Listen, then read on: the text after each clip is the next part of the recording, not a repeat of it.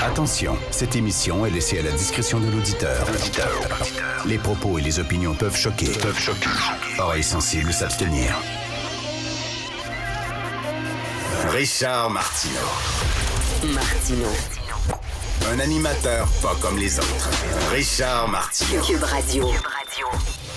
Bonjour, bon mercredi, merci d'écouter Cube Radio. Tu sais, quand on dit là, la goutte qui fait déborder le vase, c'est exactement ça ce qui est arrivé avec la CAQ, l'histoire du troisième lien, parce que je pense qu'il y a beaucoup de gens qui sont d'accord avec la décision de tirer la plug sur le troisième lien. Je pense qu'il y a beaucoup de gens qui disent que ça aurait coûté énormément cher. Est-ce que le jeu en valait la chandelle? Donc, c'est parfait. C'est la façon dont ça a été fait. La façon dont ça a été fait. Et là, Geneviève Guilbeault, tu sais, qui disait on vient d'avoir des nouvelles études. Lorsqu'on a annoncé qu'on tirait la plug, c'était vraiment des nouvelles études toutes fraîches qu'on avait. La presse a sorti qu'ils avaient des études comme ça depuis le mois de janvier. Depuis le mois de janvier, il y avait ça dans les mains. Je veux dire, à un moment donné, là, ils ont menti carrément. Et c'est surtout ça.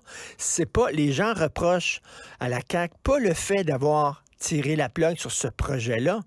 Ils leur reprochent premièrement d'essayer encore de garder ce projet-là en vie, alors que ça n'a pas de maudit bon sens, un tunnel avec seulement du transport collectif. Je dis, même les gens de Lévis n'en veulent pas, même les gens de la Rive-Sud de Québec n'en veulent pas. Premièrement, de garder encore ce projet-là en vie. T'sais, on a envie de leur dire, tire sur le plaster, puis ça va faire mal un coup, puis c'est tout. Mais c'est surtout les volte-face. Et là, je reviens, le Parti québécois qui est à 22 %, qui est premier dans la région de Québec. Rappelez-vous, là, le référendum de 96 a été perdu à cause de la région de Québec. Quand ils avaient voté contre le référendum, c'était pas vraiment des gens qui sont très, très pro-PQ.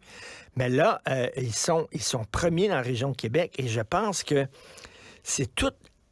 Le troisième lien a montré à quel point Legault et son gouvernement promettent des choses et ne tiennent pas leurs promesses et les trahissent leurs promesses. Ils sont un peu comme le gouvernement Trudeau. C'est la même affaire. Ils parlent, mais les bottines suivent pas les babines. Fait qu'ils ont promis plein d'affaires lorsqu'ils étaient dans l'opposition, sont arrivés au pouvoir, puis finalement, ils n'ont jamais réalisé leurs promesses. Et là, les gens se disent, non seulement ils font des volte-face, mais en plus, ils nous ont menti en pleine face. Là, Geneviève Guilbeault a dit non, jamais on n'aurait menti aux électeurs. Mais c'est un peu ce que les gens ont l'impression de faire. Grosse déception pour Éric Duhaime. Je pense que dans la région de Québec, lui, il pensait ramasser beaucoup de frustrés, de gens qui sont fâchés contre la CAQ. Et absolument pas. Le vote est allé finalement au PQ. La CAQ est deuxième. Éric Duhaime, troisième. Éric Duhaime qui est passé de 9 à 10 au provincial. Dans l'ensemble, ça plafonne. Est-ce que ça va nulle part, ce parti-là? À quoi ça sert exactement, ce parti-là? Lui, Éric Duhaime, a dit, moi, je me lance en politique pour 10 ans. Je suis là pour le long terme. Reste que quand il regarde ça, ça monte pas, là. Vraiment, ça plafonne, puis on se dit, c'était le parti d'une cause, c'est-à-dire la gang d'anti-vaccins qui était fâchée contre toute la façon dont le gouvernement avait géré la pandémie. Puis là, on dirait que, ils sont pognés. Puis le Parti libéral, qu'est-ce que le Parti libéral se sont peinturés dans le coin. Le Parti libéral, il existe maintenant 2 partis libéraux. La CAQ, c'est un parti libéral. C'est un parti qui est ouvertement fédéraliste. C'est un parti qui ne parle que d'économie. Là, ces temps-ci, beaucoup d'économie. Tu sais, c'est comme le Parti libéral avec la loi 21. C'est ça, la CAQ, là. C'est PLQ plus 21 égale CAQ. C'est ça. Fait que là, les gens qui habituellement... Tu sais, les seuls, peut-être qui votent encore pour le Parti libéral, ce sont les anglophones puis les allophones. Là, ils sont devenus vraiment un parti ghetto, comme un genre de gros parti égalité. Ils peuvent pas se sortir de ça. Donc, premier avertissement pour la CAQ.